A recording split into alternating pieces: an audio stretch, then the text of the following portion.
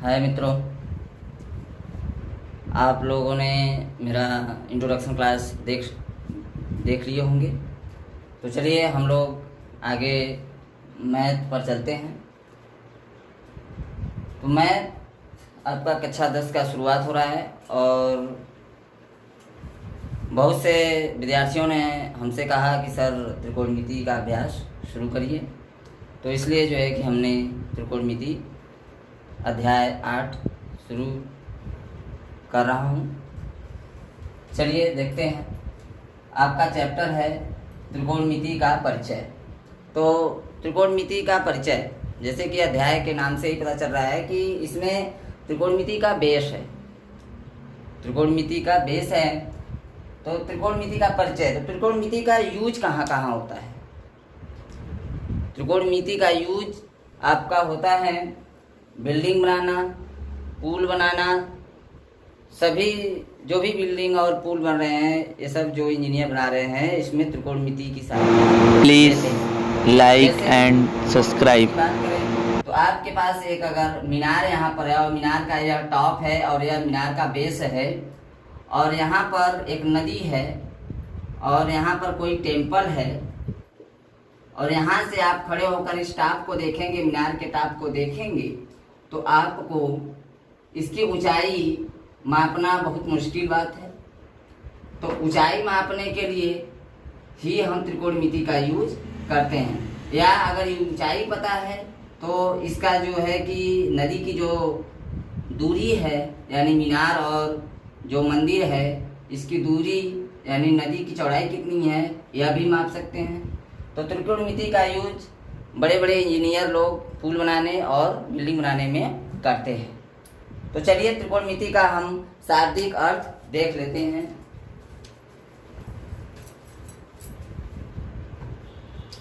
तो त्रिकोणमिति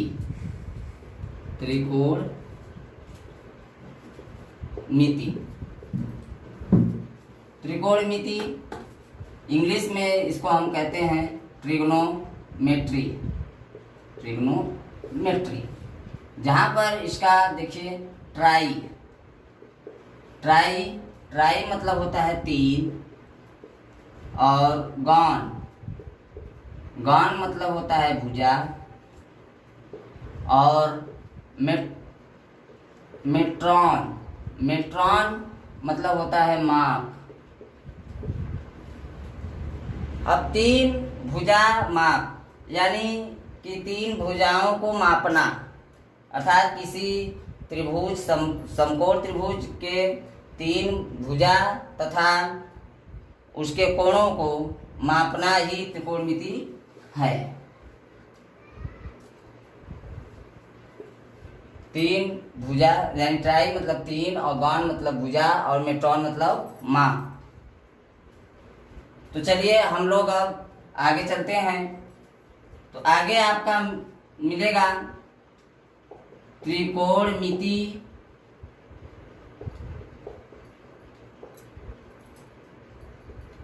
अनुपात। त्रिकोणमितीय अनुपात। त्रिकोणमितीय अनुपात को समझने से पहले हमें जो है कि कुछ बेसिक चीजें जानना अनिवार्य है ना? ठीक है।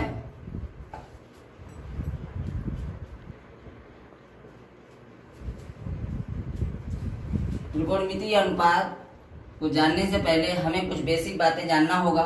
तो देखिए, बेसिक बातों में आपका एक समकोण त्रिभुज हम बनाते हैं, त्रिभुज ABC, समकोण त्रिभुज। अब इसमें देखिए और एक त्रिभुज और बनाते हैं ABC, स्थिति 1 और स्थिति 2। अब इसमें जो समकोण त्रिभुज में जो सबसे लंबी भुजा होती है, यानी हमें दिखाई दे रहा है सबसे लंबी भुजा कौन है? AC। सबसे लंबी भुजा जो होती है उसे हम कर्ण कहते हैं। कर्ण, इंग्लिश में इसे हाइपोटेन्यूज। और यहाँ पर अगर हम थीटा मानते हैं, इसको इस कोण को लेते हैं, कोण A को लेते हैं, तो कोण ए यानी जो भी कोण है उसके सामने की भुजा को हम क्या कहते हैं, लंब। और जिस पे कोण बना होता है, जिस भुजा पर कोण बना होता है उसे कहते हैं आधार। तो कर्ण की इंग्लिश है हाइपोटेन्यूज, लंब की इंग्लिश है परपेंडिकुलर और आधार की इंग्लिश है बेस। और अब इस चित्र में जब हम देखेंगे तो इसमें तो हम कोण ए लिए थे। अगर हम इस चित्र में, सेकेंड चित्र में अगर हम देखें कोण सी, इस कोण को ले लें, कोण सी को ले लें, तो सबसे लंबी भुजा तो हमें कर्ण दिखाई दे रहा है। इसमें तो कर्ण दिखाई दे रहा है, सबसे लंबी भुजा है AC। अब यहाँ पर देखिए इस कोण के सामने की भुजा AB है, अर्थात यह क्या है आपका लंब। और जिस भुजा पर कोण बना है वह आपका क्या है, आधार। तो अब आसानी से यहाँ पर हम यह समझ सकते हैं कि लंब और आधार कोण के अनुसार बदलते हैं, लेकिन कर्ण जो है कि यथावत रहता है। कर्ण सबसे लंबी भुजा है, इसलिए हर एक समकोण त्रिभुज में कर्ण सबसे लंबी भुजा होती है। आगे हम लोग देखेंगे तो कुछ सूत्र है आपको तैयार करना होगा त्रिकोणमितीय अनुपात में। जैसे त्रिकोणमितीय अनुपात प्रमुख रूप से 3 है, जैसे sine, cos, tan, sine, cos, tan. अब इसी का जो है कि उल्टा यानी व्युत्क्रमानुपाती कोसेक, सेक और कॉट, यही आपको पूरे कक्षा 10 में यही आपका त्रिकोणमिति का बेस है। तो इसको समझने के लिए हमें जो है कि याद करना होगा कैसे।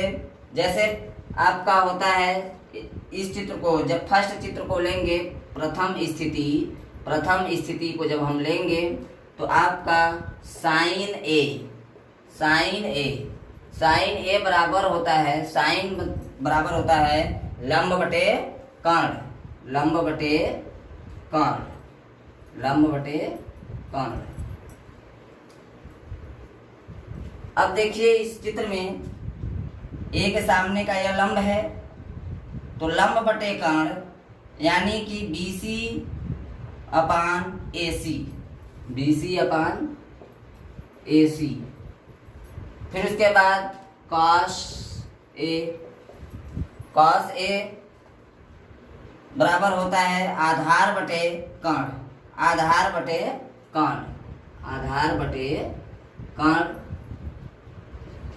तो इसमें आधार क्या है, इसमें आधार AB है और कर्ण AC है, AB बटे AC।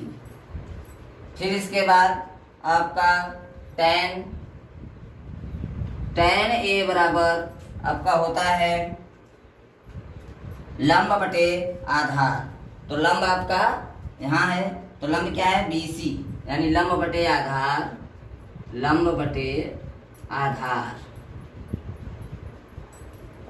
तो इसमें लंब क्या है BC और आधार क्या है AB।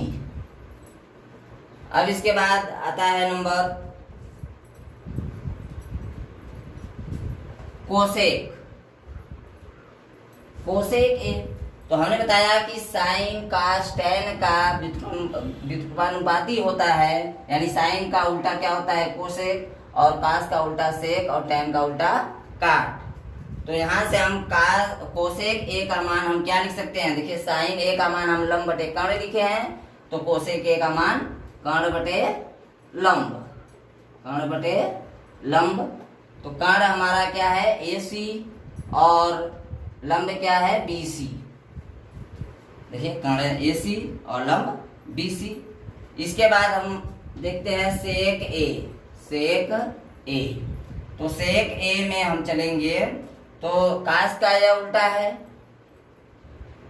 तो आपका कास A का मान क्या है आधार बटे कर्ण, तो सेक A का मान कर्ण बटे आधार, कर्ण बटे आधार।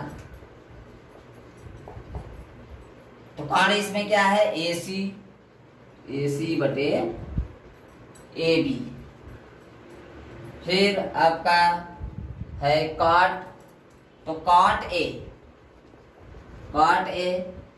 tan का उल्टा होता है, तो आपका हो जाएगा tan का क्या है, लंब बटे आधार। tan A का मान क्या है, लंब बटे आधार।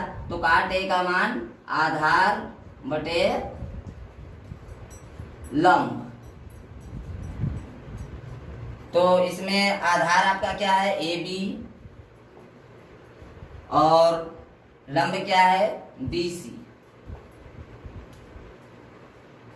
तो इतनी चीजें आप अच्छे से वीडियो को पॉज करके अच्छे से समझिए, और इसके बाद इसको याद करने का आपके पास 2 तरीके हैं, अच्छे से आप याद कर सकते हैं।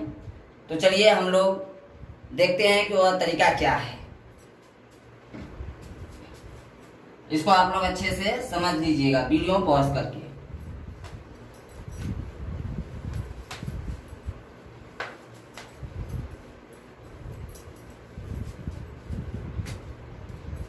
एक आप लोग जानते होंगे, बहुत से लोग जानते होंगे, लाल बटे कका, लाल बटे कका, जिसमें कि L मतलब लंब, और A मतलब आधार, और L मतलब लंब, K मतलब कर्ण, यहाँ भी K है तो K मतलब कर्ण, और A मतलब आधार।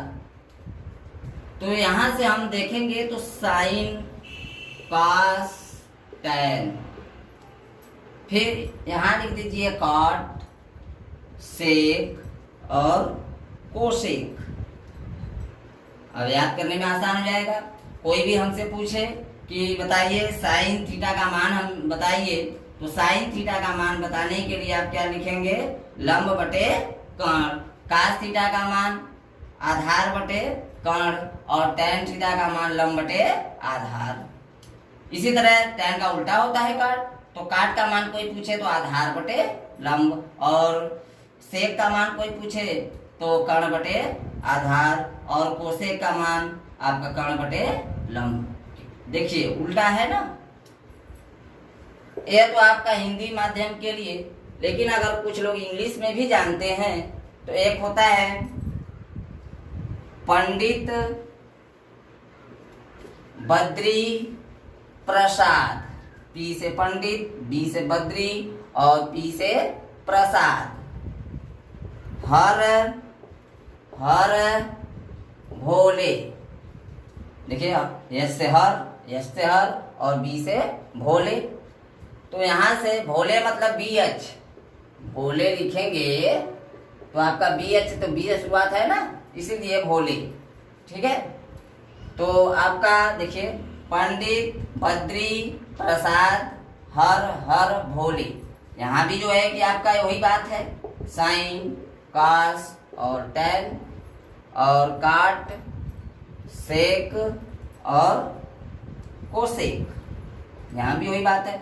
P मतलब परपेंडिकुलर, B मतलब बेस, P मतलब परपेंडिकुलर, और H मतलब हाइपोटेन्यूज, H मतलब हाइपोटेन्यूज, और B मतलब बेस। यानी आपका परपेंडिकुलर मतलब क्या होता है, लंब, वही चीज है ना लंब, और H मतलब हाइपोटेन्यूज यानी कर्ण, और B मतलब बेस यानी आधार, और H मतलब हाइपोटेन्यूज मतलब कर्ण, और P मतलब परपेंडिकुलर यानी लंब, और B मतलब बेस यानी आधार। तो यह आपके पास 2 तरीके हैं, अच्छे से आप समझ सकते हैं। यह जो है कि बहुत से बच्चे हैं कि मूवी भी देखते हैं, तो एक मूवी है चाक एंड डस्टर, उसमें जो है कि यह चीज बताया गया है अच्छे से। तो आप मूवी देखने के लिए हम नहीं कर रहे हैं, लेकिन आप इसको इससे भी समझ सकते हैं, इससे भी समझ सकते हैं। तो आप यह पूरा अच्छे से तैयार करिएगा, वीडियो पॉज करके नोट कर लीजिए, स्क्रीनशॉट ले सकते हैं। तो चलिए अब हम लोग आगे बढ़ते हैं। 8.1 में जो भी आपके सवाल हैं वह इस बेस को सीखने के बाद अच्छे से समझ में आएगा। तो चलिए अब हम लोग आगे बेस की बात करते हैं। तो आपका एक बिंदु है पाइथागोरस प्रमेय। पाइथागोरस प्रमेय, तो पाइथागोरस प्रमेय देखिए क्या है। आप लोग पाइथागोरस प्रमेय पिछली कक्षाओं में पढ़ चुके होंगे अच्छे से, कोई दिक्कत नहीं है, फिर भी थोड़ा सा जानकारी के लिए आप जान जाइए कि क्या है पाइथागोरस प्रमेय। पाइथागोरस प्रमेय आपका किसी समकोण त्रिभुज में मान लीजिए आपका समकोण त्रिभुज ABC है, समकोण त्रिभुज ABC है, और यहाँ पर जो है कि समकोण त्रिभुज ABC है। तो पाइथागोरस प्रमेय आप लोग पिछली कक्षाओं में पढ़ चुके होंगे कि कर्ण का स्क्वायर बराबर लंब स्क्वायर प्लस आधार स्क्वायर। यह जो है कि आपका पिछली कक्षाओं में अच्छे से पढ़ चुके होंगे। अब यहाँ पर इंग्लिश में देखते हैं, जब यह जो नामकरण हम किए हैं इसके अनुसार देखेंगे तो कर्ण क्या है AC स्क्वायर। और एक मान लीजिए इसको जब थीटा लगाएंगे, इसको जब थीटा मतलब एंगल बनाएंगे, कोण A बनाएंगे, तो आपका लंब यह हो जाएगा, परपेंडिकुलर यह हो जाएगा, और बेस AB हो जाएगा, परपेंडिकुलर BC, और आपका हाइपोटेन्यूज AC। तो AC स्क्वायर आपका BC स्क्वायर, लंब मतलब BC स्क्वायर, और AB स्क्वायर। अब यहाँ से 3 भुजा है, 3 भुजा में किसी 2 भुजा का मान आपको दिया रहेगा, तो 1 भुजा का मान ज्ञात करना पड़ता है। तो आप पक्षांतर के नियम से आप अच्छे से ज्ञात कर सकते हैं।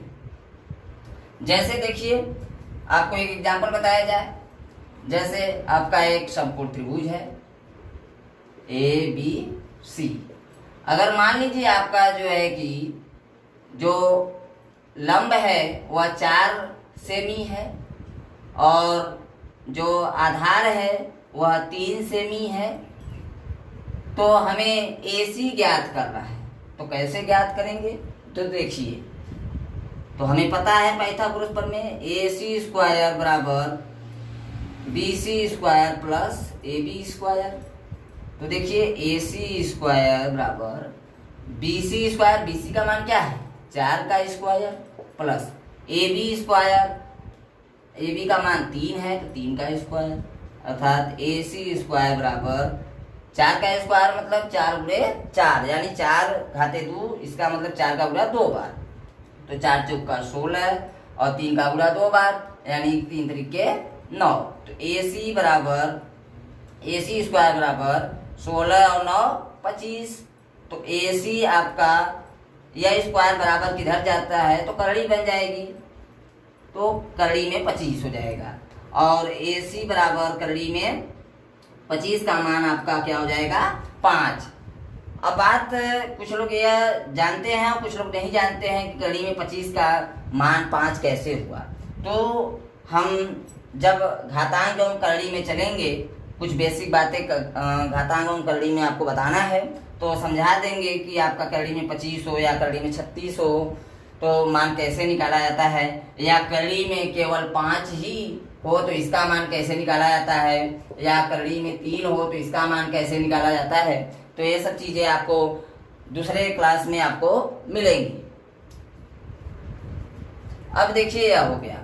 अगर मान लीजिए आपको यह न देकर यह दोनों दिया, यानी कर्ण दिया हो, लंब दिया हो, आधार ज्ञात करना हो, या फिर आधार दिया हो, कर्ण दिया हो, आपको लंब ज्ञात करना हो, तो आपका जो है पाइथागोरस प्रमेय तो यही है, आपको इसी में पक्षांतर करके आपको निकालना होता है। जैसे आप देख लीजिए एक एग्जांपल और, मान लीजिए आपको ABC एक समकोण त्रिभुज है।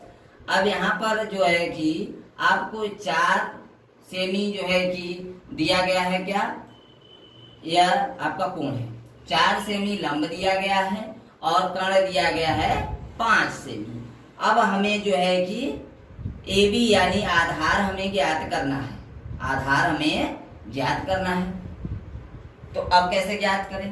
तो बात वही है, फार्मूला वही लगाइए कि AC स्क्वायर बराबर AB square plus BC square. अब इसमें कहेंगे कि सर यहाँ पर BC square plus AB square किए और यहाँ पर AB square plus BC square. तो भाई देखिए प्लस में है तो आप इसको यहाँ या इसको यहाँ कर सकते हैं, कोई दिक्कत नहीं है। माइनस में होगा तो जो है कि आपको थोड़ा माइनस प्लस का ध्यान देना होगा। तो चलिए अब देखिए, अब यहाँ से हमें क्या ज्ञात करना है? AC का मान तो पता हमें है 5 सेमी और BC का मान पता है 4 सेमी।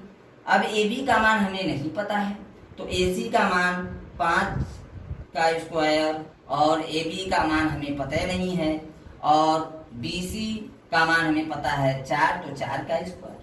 तो कोई दिक्कत नहीं है, यहाँ से 5 का स्क्वायर अर्थात 5 गुणे 5, तो 5 गुणे 5 अर्थात 25 और AB स्क्वायर रहने दीजिए क्योंकि मान तो है नहीं पता हमें, और 4 का स्क्वायर यानी 4 गुणे 4 यानी 16।